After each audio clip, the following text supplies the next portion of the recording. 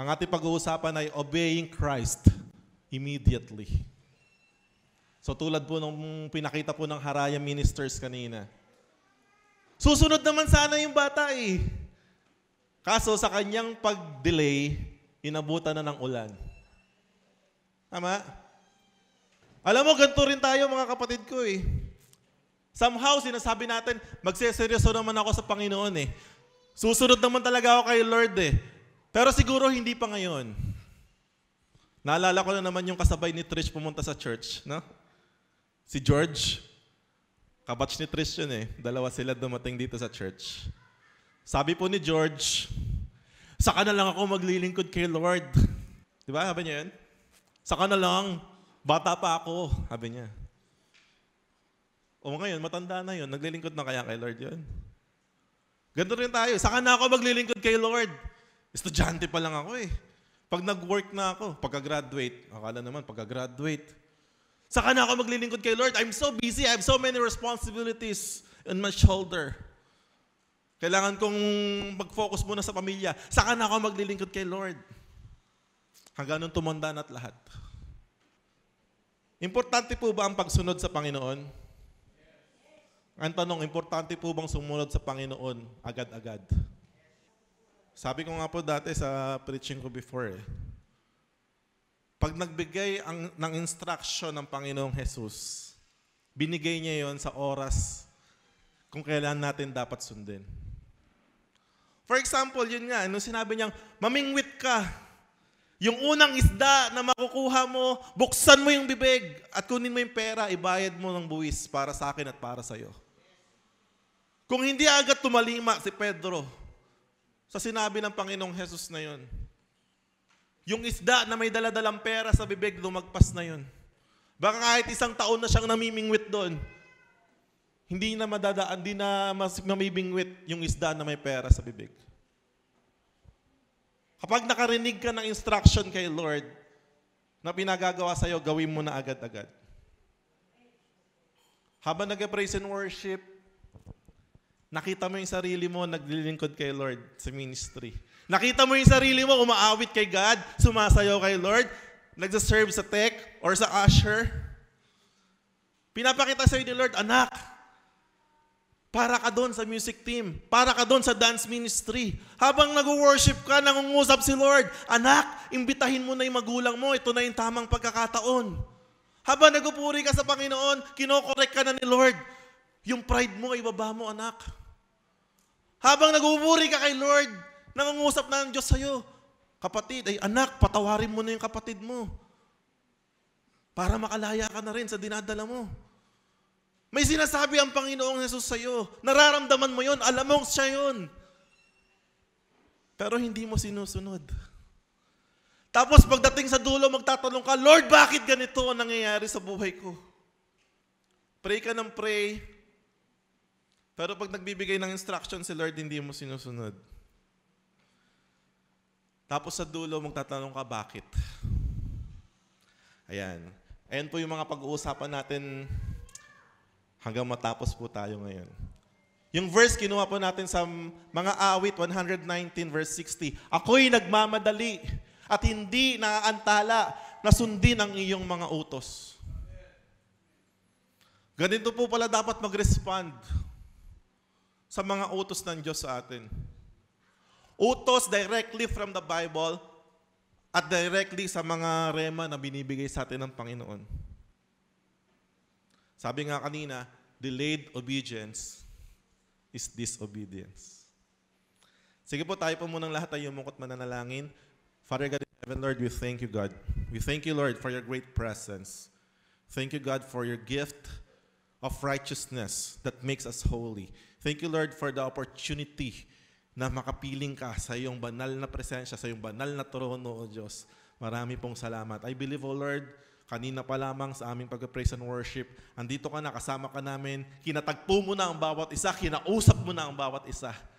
Muli, O Diyos, sa pagkakataon na ito, inihiling ko naman ang iyong pangunguna. Itago niyo po ako sa inyong likuran sa pagpapahayag ng iyong salta, tawang mga kapahayagan na sa inyo po nagmumula ang marinig ng mga kapatid kong ito.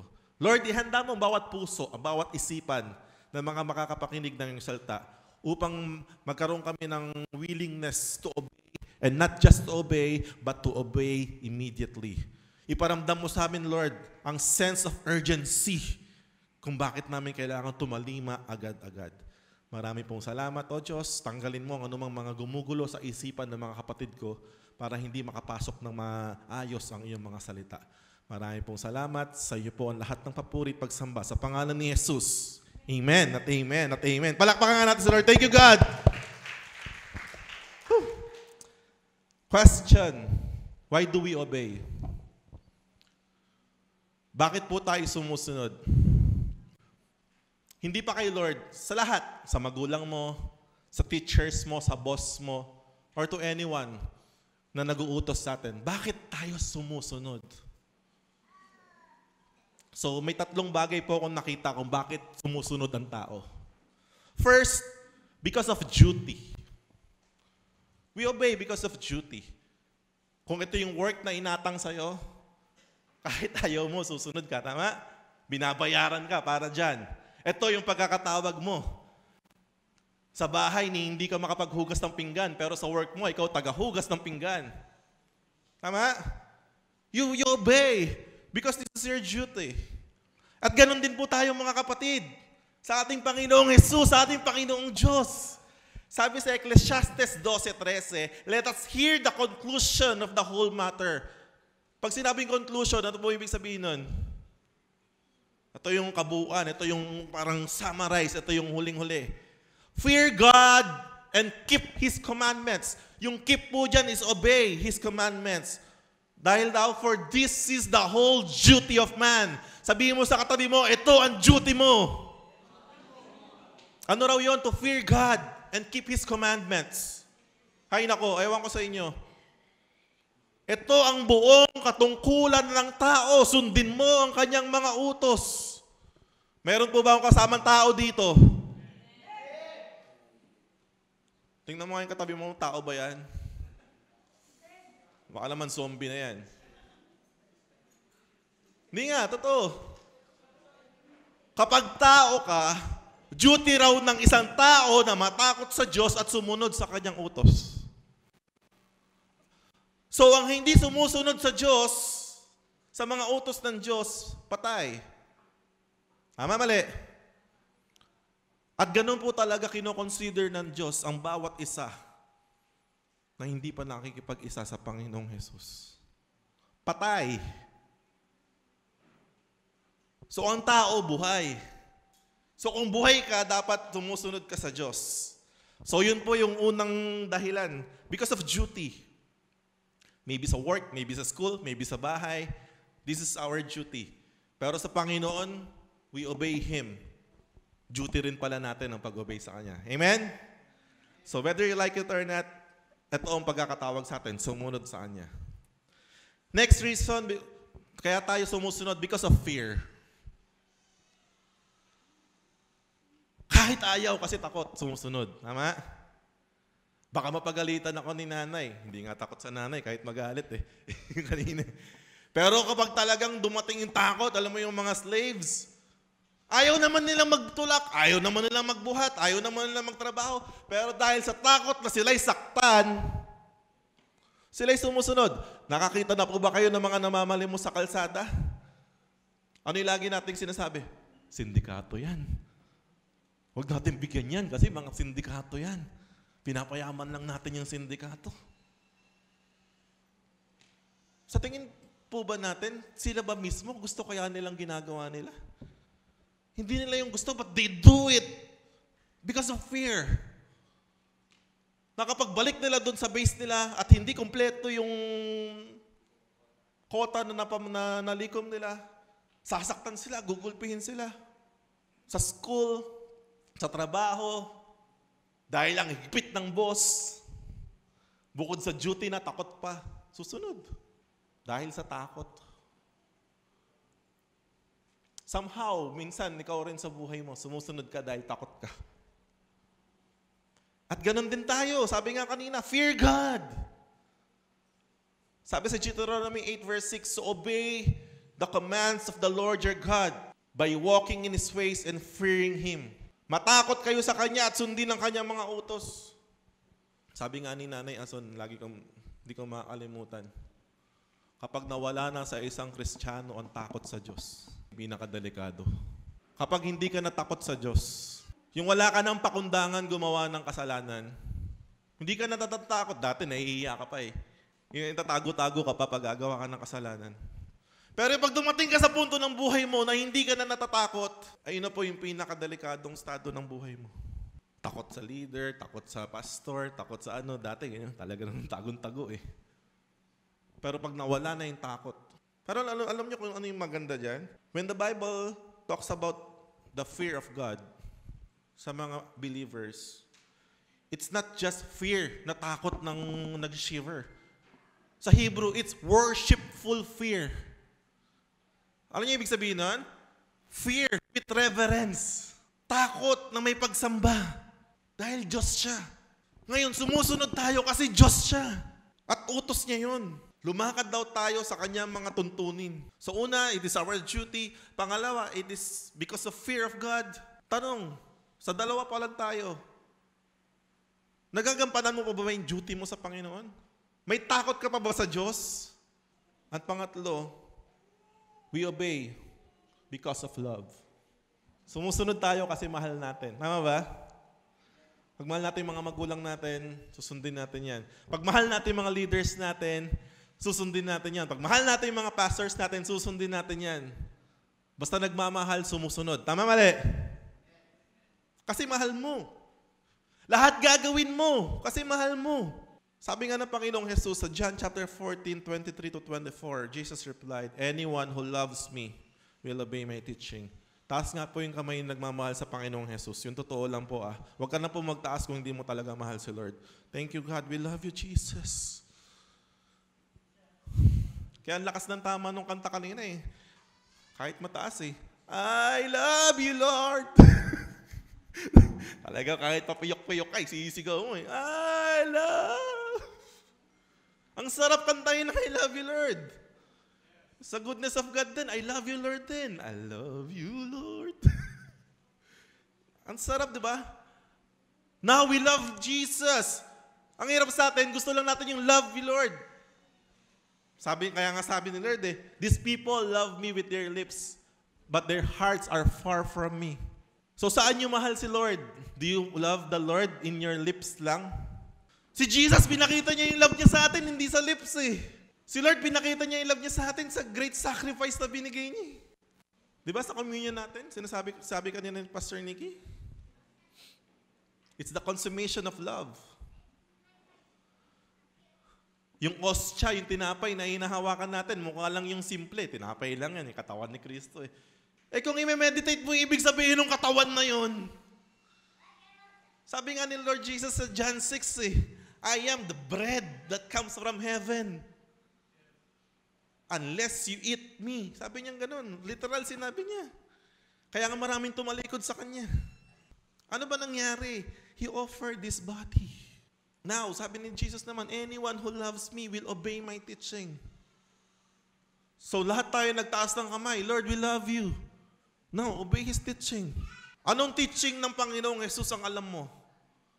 Anong teaching ni Lord yung sinusunod mo sa buhay mo? Bibigyan ko kayo ng dalawa na madaling tandaan. Dalawa, sabi nga ni Lord eh, sinamarize niya na sa dalawa para hindi madaling kalimutan. Ano yung una? Love your God with all your heart, with all your soul, with everything that you have. And the second is like this, sabi ni Jesus. Ano yung second?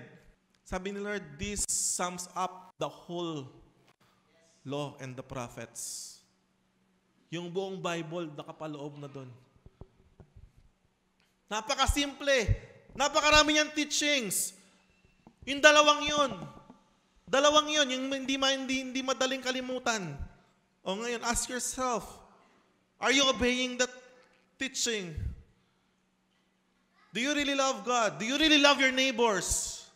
My Father will love them and we will come. Oh, hallelujah. Woo! Those who obey the teachings of the Lord Jesus, the Father God will love them and we will come to them, sabi ni Jesus, and make our home with them. Nananahan ba ang Panginoong Diyos sa'yo? Oh, kaya pala nagawa yung kanta, no? Loobin mong ang buhay ko'y maging... Hallelujah. Totoo. Are you desiring that your life maging talagang dwelling place ng Panginoong Diyos? Ayan po yung ibig sabihin niya dun. Obey the teaching ng Panginoong Jesus. Now, anyone who does not love me will not obey my teaching. So madaling magtaas ng kamay saying that we love God. Pero si Lord, alam niya yun. Yung mga hindi raw sumusunod sa teaching ni Jesus, hindi nagmamahal sa Kanya. Ewan ko, I don't know about you. Hindi kita kayang husgahan kahit titigan kita 24 hours. Pero si Lord, hindi natin maloloko. Amen? Hindi natin maloloko ang Espiritu ng Diyos. Alam mo at alam ng Diyos kung totoong mahal mo siya. Kahit lumuhod ka, pasimba, papunta rito, mula Lunes hanggang Linggo, kahit Wednesday at Linggo lang ang service. Kung hindi mo naman sinusunod ang kanyang mga turo. These words you hear are not my own. They belong to the Father who sent me. Ay, thank you, Jesus. So yung tatlong yun, ano rin una? We obey because of duty. We obey because of fear. And we obey because of love. Yung tatlong yun. Ayun yung mga sumusunod talaga. It's either of the three. Minsan sabay-sabay pa yung tatlo. Pero sa Diyos, dapat yung tatlong yun. Now, next question. Why do we need to obey Christ immediately? Sige, isipin niyo pong mabuti. So kanina, we need to obey the teachings of Christ. Ngayon, bakit naman natin kailangan sumunod agad-agad? The answer, because of the urgency of the matter. So ito pong preaching ko today is a one-point preaching. One-point preaching. Ayan po yung point natin. Because of the urgency of the matter. Sabi ko nga kanina sa devotion namin,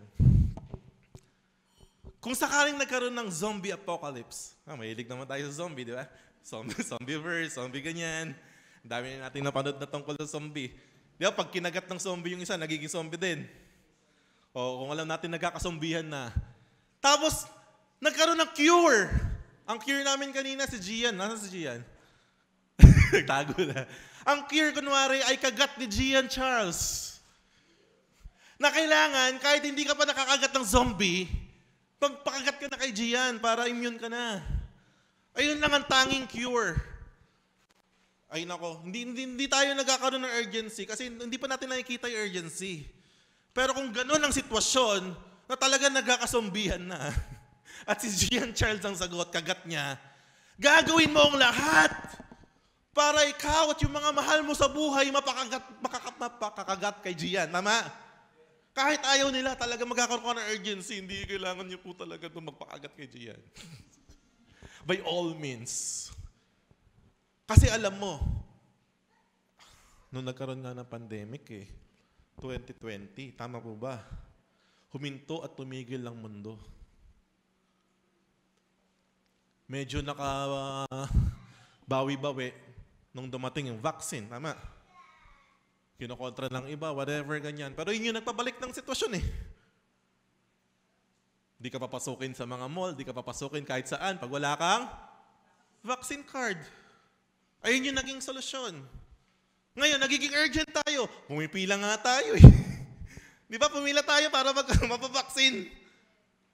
Naghanap tayo kung saan available na eskwelahan na mayroong vaksinan. Ako, nagpabaksin doon pa sa Project 3. Kasi ang tagal sa San Mateo. So whatever, regardless if you believe in the vaccine or not. Yung mga panahon na yun, nagkaroon ng urgency. Tama? Nagkaroon talaga ng urgency. Yung mga nagtatrabaho, kahit hindi naniniwala sa vaccine, magpapabaksin. Dahil bakit?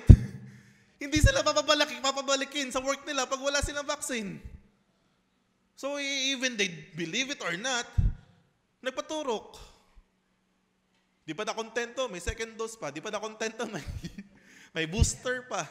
Hanggang na-realize natin, niloloko lang tayo. Tama na itong isang booster lang. Ako naka-isang booster lang, iba naka-10 na yata eh. Ang daming iba. Tuloy-tuloy. Why? Because ito yung nakikita nilang urgency of the matter. Tayo, we are not being urgent sa matter ngayon, sa totoong nangyayari, sa spiritual life. Alam niyo ba, sa totoo lang, we are in the edge. We are in the edge of this earth and eternity. Anytime now, almost all of the signs sa Bible nahayag na. Anytime now. Sa hirap ng mundo ngayon. Sabihin mo na nga na matagal pa bumalik si Lord. Ang tanong, matagal ka pa bang mabubuhay? None of us here ang pwede magmalaki de, Pastor, I am very healthy. I'm doing an exercise every day. I'm taking 3 vitamins a day. Healthy living. I'm not eating meat. Paglabas mo dyan, natapilok, nabagok yung ulo. Wala tayong pwede magsabi dito. No, hindi. I'm sure, mahaba pa buhay ko. No. Kung ikaw mahaba pa buhay mo, yung magulang mo kaya mahaba pa buhay? Yung kapatid mo kaya mahaba pa buhay? Yung anak mo kaya, kahit maliit yan, sure ka mahaba pa buhay? We should know the urgency of the matter. Ano yung urgency of the matter? Dying without Jesus Christ is a sure ticket to hell. Alam niyo ba yun?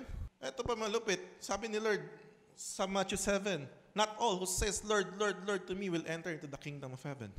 So wag ka rin magpapakampante na Christian ka na. Baka naman Christian ka lang by name na lang. Baka naman Christian ka lang dahil akala mo Christian ka pa. But you are not obeying the teaching of Jesus Christ anymore. And if you are not obeying the teaching of Christ, ay sabi niya kanina. Ang sabi doon, anyone who does not obey, edi hindi siya panananahanan ng Panginoon. Now, what is the urgency of the matter? Sabi sa 2 Corinthians chapter 6 verse 2, for he says, in the time of my Lord I heard you, and in the day of salvation I helped you. I tell you, now is the time of God's favor. Now is the day of salvation. Kailan daw yon? Now. Ngayon. Hindi, Pastor, bukas pa yan. Hindi sana sinabi, tomorrow is the day of salvation. Now. Yung now na yan, binanggit yan 2,000 years ago. But that now still remains now. Huwag ka nang magpatumpik-tumpik. Huwag ka nang magmatigas. Maraming Kristiyano ang tigas. Ang tigas. Yung mga katabi mo, matigas ba yan? Tigas ng ulo, tigas ng puso, tigas ng katawan, tigas ng muka.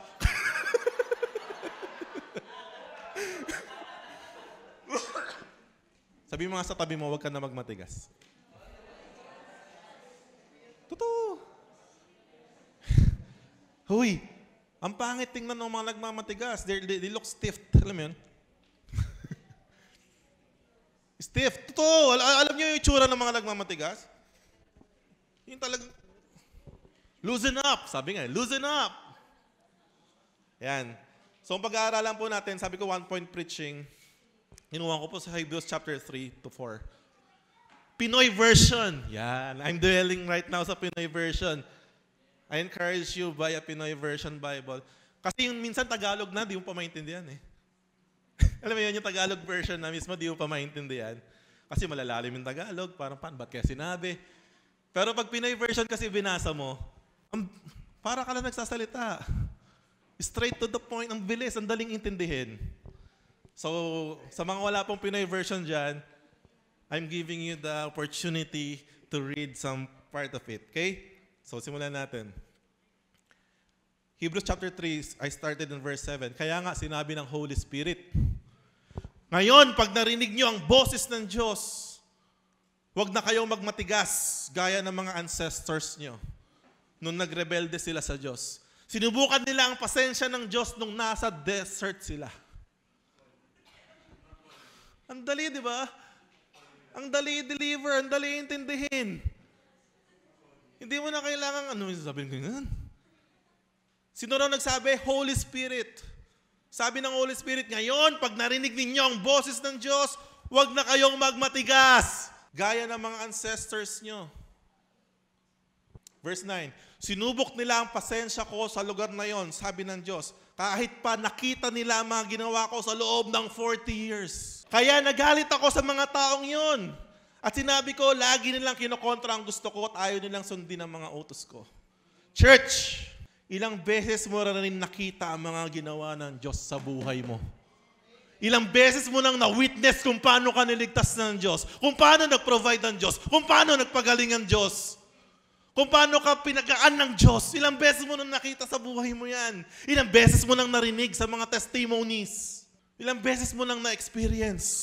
Church, sabi ko nga kagabi, tumawag papa ko. Bigat ng problema niya, may sakit si Tita Lani, ganyan. Nasermonan ko tuloy. Kasi kakatapos ko lang gumawa ng preaching Na-sermon ko agad sa kanya. Sabi ko, pa, nasubukan mo na lahat ng bagay Hindi, kahit na, sabi niya, nagawa niya na lahat, ganyan. Kahit sabi mo nagawa mo ng lahat, ba't hindi mo nasubukan yung Diyos? Hindi, nagdadasal naman kami, nag-ano naman Basta, sabi niya, basta pag-pray mo na lang kami. Sabi sa akin, you're always included in my prayers, even in our intercession. At may pangalan ka nga doon, kahit hindi mo alam. Pero hindi sapat na pinag-pray ka lang. Dapat magkaroon din kayo ng sariling desisyon na lumapit. Baka kaya tumitindi yung problema, palaki ng palaki yung problema, kasi hinaantay ng Diyos na tayo lumapit sa Kanya. Kaya nagalit ako sa mga taong yon, sabi ni Lord. Sabi ko, lagi nilang kinokontra ang gusto ko at ayaw nilang sundin ang mga utos ko. After all the things na na-witness mo kay Lord, after all and everything, kinokontra mo pa rin yung gusto niya. Paano kontrahin ang gusto ni Lord? Ayaw nilang sundin ang mga utos ko. 11, at dahil sa galit ko, kaya sumumpa ako, hindi sila makakapasok sa lugar kung saan ko sila bibigyan ng pahinga. Church, huwag nating sagarin ang chance na binibigay sa atin ng Diyos. Hindi, Pastor, Old Testament yan.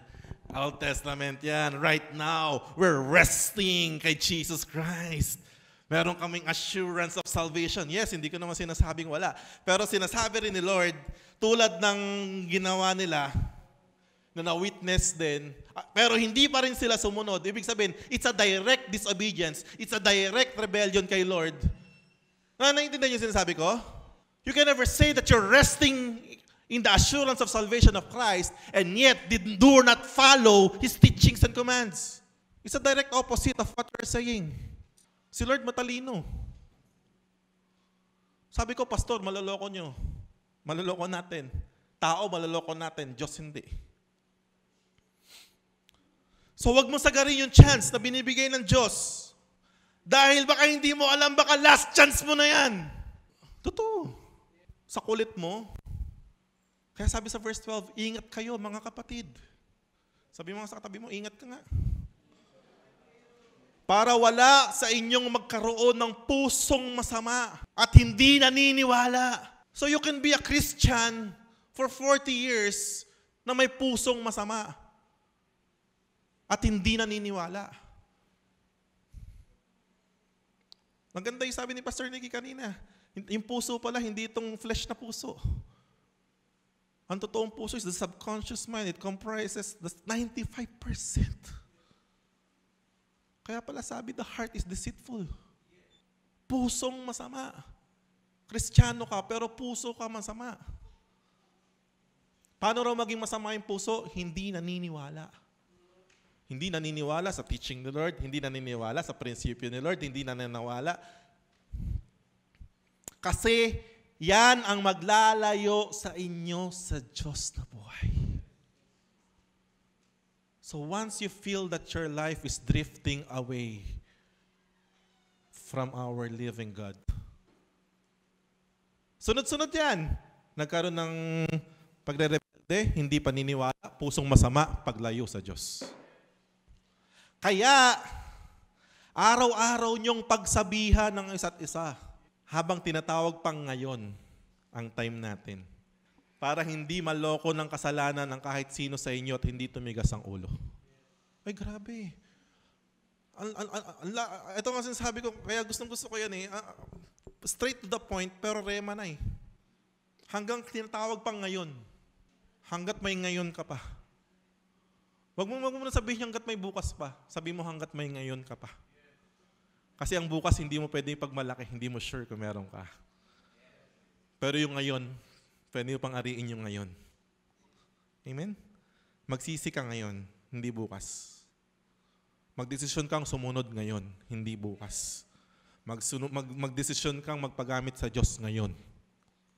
Ngayon.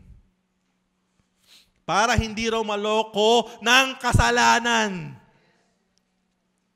ang kahit isa sa inyo at hindi tumigas ang ulo. That's the reality.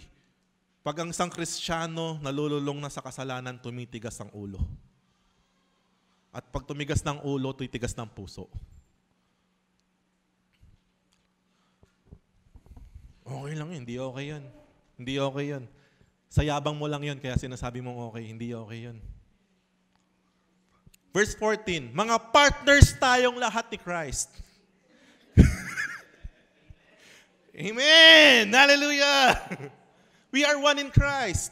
Ayun sa NIV yun. We are one with Christ. Mga partners tayong lahat ni Christ kung hindi tayo bibitaw sa pagtitiwala na meron tayo simula pa nung una. Hallelujah! Palakpakan natin si Lord. I love it. Sabi niya, do not hold unswervingly. Ayun yun eh. To the hope we profess. For He who promised is faithful. Church, meron tayo simula pa ng una. Ibig sabihin, we have a trust dati pa kay Lord. Kaya huwag kang bumitaw. Kaya maganda yung Christian song na remind sa akin dyan eh. Sabi doon, huwag kang bibitiw bigla. Old hymn yun eh. Di ba no? 15. Ito ang sinabi ng scripture. Ngayon, pag narinig nyo ang boses ng Diyos, wag na kayong magmatigas, gaya ng mga ancestors nyo nung nagrebelde sila sa Diyos. Second time. Twice na po sinasabi sa isang passage. Inuulit po ulit. Pag narinig nyo na, I believe in Jesus' name, you heard the voice of God. May mga sinabi na ang Lord sa inyo. Kapag narinig nyo na ang boses ng Diyos, huwag na kayo magmatigas. Gaya ng mga ancestors nyo nung nagrebelde sila sa Diyos. 16. Sino ba yung mga tao nagrebelde sa Diyos? Ayan, question. Sino ba yung mga nagrebelde sa Diyos? Kahit narinig na nila ang boses niya. Di tayo. Tayo yung nakarinig. Sila, saka tayo. Di ba yung lahat ng nilid ni Moses palabas ng Egypt? Lahat sila nakarinig. Sa atin naman, lahat din tayo nakarinig. Di ba lahat ng tumanggap sa Panginoong Jesucristo? You accepted Christ because you heard the voice of God. Tama? So tayo rin yun. Next question. Kanino nagalit ang Diyos sa loob ng 40 years? Nagalit siya sa mga taong nagkasala. Sila yung mga taong namatay doon sa desert. Bakit?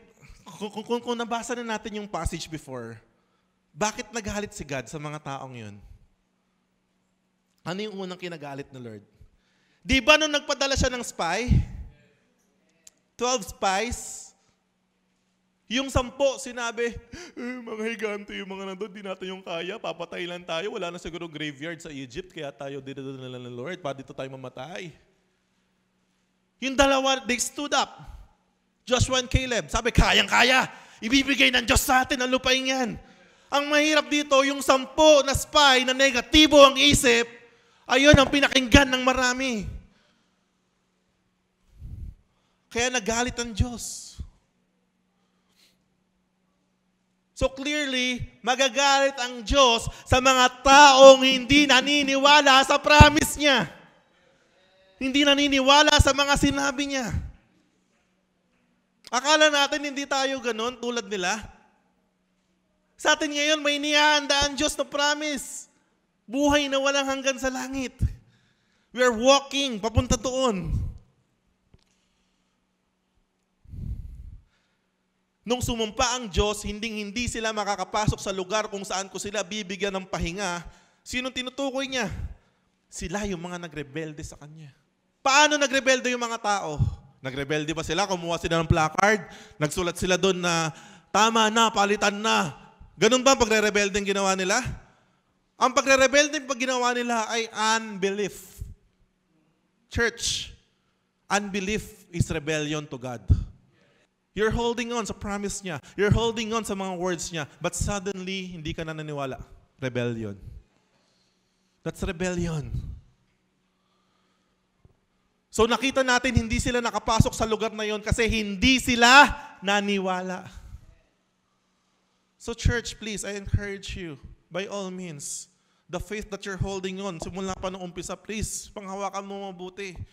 Magkamatayan na, magkabaliktaran na. Believe. For me, faith is the strongest force in the universe. It will not stop until mangyari. And not because di mo nakikita, ibig sabihin hindi mangyayari. Not because hindi mo nararamdaman, ibig sabihin hindi mangyayari. Hindi ganun yun. God is not bound in time like us. He declares the end from the beginning. Kaya niyang pagbalik-balik, kaya niyang gawin yun. Remember when Jesus Christ made the water into wine? Water, you turn into wine. Bago maging wine ng isang grape, it will take so many years. Tama? Fermentation, wine. At habang tumatagal nga, mas sumasarap. Habang mas tumatagal, mas sumasarap. So, dinemonstrate lang ng Panginoong Jesus doon na yung sobrang tagal para sa tao, in an instant, kaya niyang gawin. He's not bound in time. So, hindi mo pwedeng sabihin na hindi kayang gawin ng Lord kasi ang tagal. Hindi mo alam yon. Joseph waited 17 years. Natulog siyang bilanggo sa Ehipto. Gumising siyang emperador ng Ehipto. So, God can turn your situation 180 degrees in a snap of the finger. Keep holding on. Keep believing. Huwag kang magpaloko sa dinubulong ng demonyo sa'yo. Alam mo, ang tagal, no? Kasi hindi naman totoo. Kita mo yung mga kasabay mo, ang gaganda na ng buhay. Eh kung hindi ka nag-church dyan, kung hindi ka nag-ministry dyan, sana ganun ka na rin. Sure ka ba? Ay, nako. Chapter 4.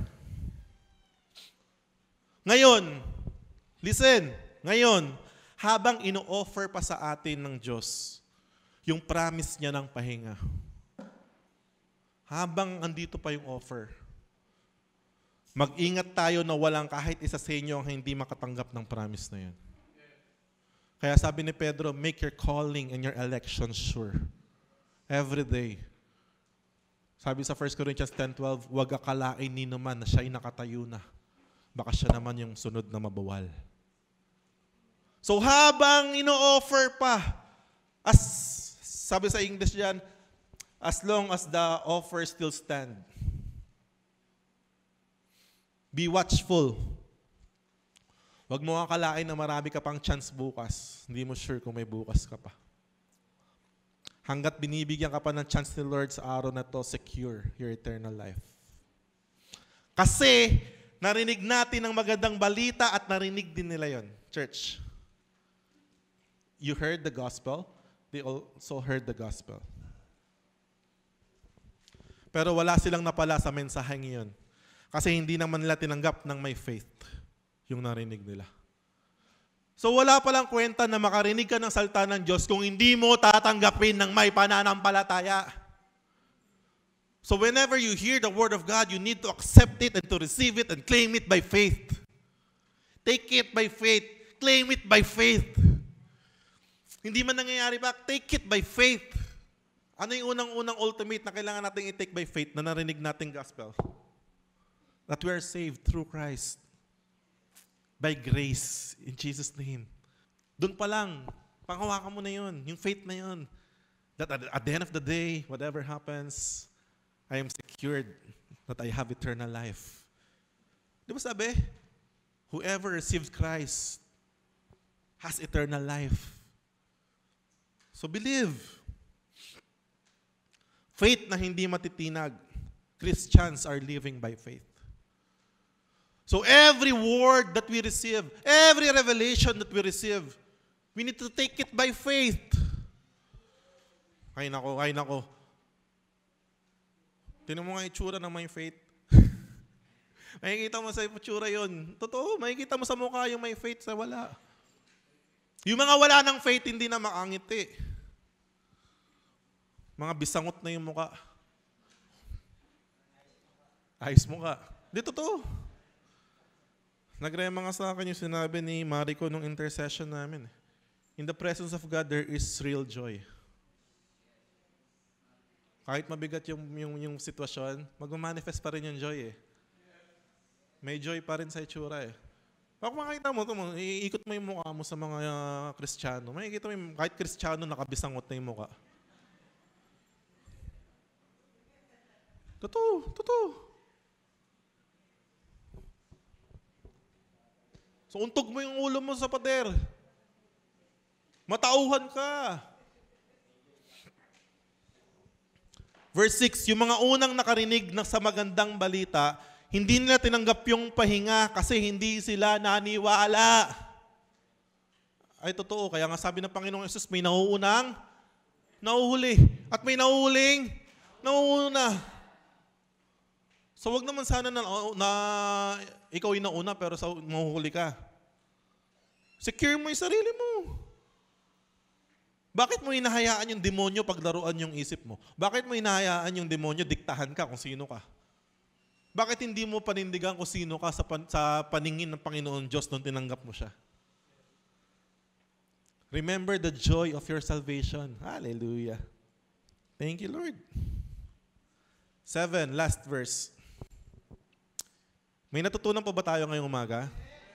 Respond immediately. Ayun yung sinasabi dyan. Huwag na magpatumpik-tumpik pa, huwag mong patagalin. Baka naman, ay nako. Totoo.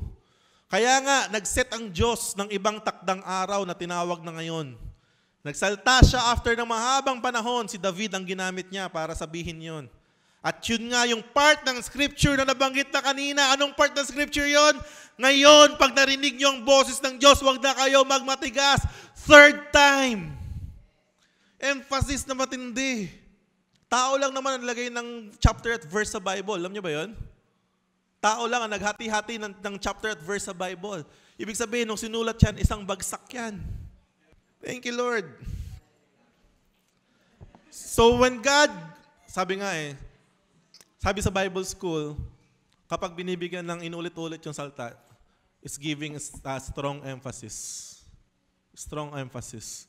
So the writer of that Hebrews, talagang malaking gusto niya bigyan ng malaking emphasis talaga yan, na kapag narinig nyo na yung salta ng Diyos, huwag mo nang patigasin puso mo. Hindi mo alam baka ito na yung last chance mo. Hindi nga, seryoso. Ang kulit-kulit mo, sabi na nga pumasok ka na sa ministry. Ayaw mo pa. Ganyan. Sinabi na nga na ganito, sinabi na nga ganyan. Third time. So in conclusion, church, una, huwag nang patagalin ang pagsunod sa Panginoong Hesukristo. Seryoso po. Huwag mong isipin na Christian ka, sumusunod ka kay Lord kasi nagsisimba ka. Hindi ganun yan. Hindi ganun yan. Yung pagsisimba natin, ano lang to, talagang manifestation because we really love God. Alam mo yun? We want to have fellowship sa presence ni Lord. Pero hindi ibig sabihin na nagsimba ka, sumusunod ka na kay Lord. Part lang to, isa lang to sa pagsunod. Pero ang totoong sumusunod sa Panginoon, alam yung mga turo niya at ginagampanan yun. Amen? So kung nakalimutan mo yung mga teaching, ang dami kasing teaching, pastor, sa dami, di ko maaalala lahat. Ito na nga O kung hindi mo maalala lahat, tandaan mo yung dalawa, hindi mahirap kalimutan. Ay, hindi mahirap tandaan yung dalawa. Ano yung dalawa? Love the Lord your God. Pangalawa, love your neighbor as you love yourself. Very plain na teaching, dalawa. Ngayon, pag nasusunod mo na yun, unti-unti mo na ulit, elaborate mo sa mga iba pang teaching ni Lord. Live your life desiring to follow Jesus. Live a life desiring na sumunod and obey. Don't become a passive Christian. Alam niyo passive Christian? Bahala na ako na mangyari. Sana kunin ka na ni Lord. Ayun na lang yung mangyari. Totoo. The mere fact that hindi pa tayo kinukuha ni Lord, may pinagagawa pa siya sa atin, may purpose pa siya sa buhay natin. Hallelujah. Ang dami ko pong kilala. Namatay na lang dito sa mundo. Na parang kung susumahin mo yung buhay niya, parang walang kwenta. Hindi, totoo po. Ewan ko kayo, may mga kilala rin kayong ganun. Yung namatay na lang na parang, ano nangyari sa buhay nun? Ano legacy iniwan? Niwala. Hindi pa tumanggap kay Lord. Masakit nito, namatay na. Hindi niya nasama sa simbahan yung mga pamilya niya, yung mga anak niya. Magulang niya, whatever. Huwag ka masyadong mayabang. Maikli lang yung buhay sa mundo. Tama? Sumunod ka sa Panginoong Yesus. Next, habang tumatagal, habang hinahayaan, nagkakaroon lang ng pagkakataon ng kalaban na linlangin, paglaruan, at sa dulo ay wasakin tayo. That's the reality. Habang pinapatagal mo, pinaglalaruan ka ng dyablo. Habang pinapatagal mo yung pagsunod sa Panginoon, akala mo okay ka pa, pero totoo, tuwan-tuwa na yung demonyo sa'yo. You are the devil's playground. So in Jesus' name, rebuke it in your life. Satan, get behind me. Wala kang karapatan. Procrastination, pagpapalipas, miyana. Wait lang, wit. Ano yung sabi ni Shin? Mga pinaglihi sa ibon. Wit. Wait lang. And last, kung talagang naniniwala ka sa kaligtasan na pinagkaloob ng Diyos sa pamamagitan ni Jesus at sa kanyang muling pagbabalik, naniniwala ka ba na babalik si Lord? Ewan ko lang naniniwala ka ba talaga na babalik si Jesus? He is coming back and He is coming back very soon. Napakalapit na at katulagang naniniwala ka, huwag ka nang magpatumpik-tumpik pa, magbago ka na ng isipan at tuluyang sumunod sa Kanya. Hallelujah. Lord, you're coming back. And we're so excited. Naway matagpuan tayo ng Panginoon na handa, blameless, spotless, ready, Lord. We're ready. Thank you, Jesus. Let's all bow our head. Father God in heaven, Lord, first, God, we want to say sorry sa mga panahon na hindi po kami tumatalima agad. We want to say sorry, Lord, sa mga utos mo na hindi namin nare-respondan agad. And God, we want to say thank you for this chance na binigay mo ulit sa amin, Panginoon. You're the God of second chances. Thank you, God. Marami pong salamat sa pagkukorekt sa amin. Marami pong salamat, Panginoon, sa pagtuturo sa amin, pagtutuwid sa amin, paglalagay sa amin sa tamang landas. Dalangin ko, O Diyos, para sa bawat isa na nakapakinig ng iyong aral sa araw na ito, magkaroon kami ng puso na handang sumunod at tumalima. Tulungan mo kami, Banal na Espiritu, na magbago ng aming mga isipan, O Lord. Thank you, Jesus. Thank you, God, for this great privilege and opportunity. Sabi mo sa iyong salta, as we obey your teaching, you will make our lives your dwelling place. Thank you, God. Marami pong salamat, O Diyos. Kayo mabuhay sa bawat isa, manguna sa lahat ng gagawin namin. Holy Spirit, thank you. Be alive in us. May we become sensitive, O Lord, sa mga prompting mo, sa mga pagtuturo at paggabay mo. Marami pong salamat. Sa inyo po ang lahat ng papuri at pagsamba. Sa pangalan ni Jesus at ang lahat ay magsabi na, Amen. Palakpakan nga lang si Lord. To God be the glory. Hallelujah.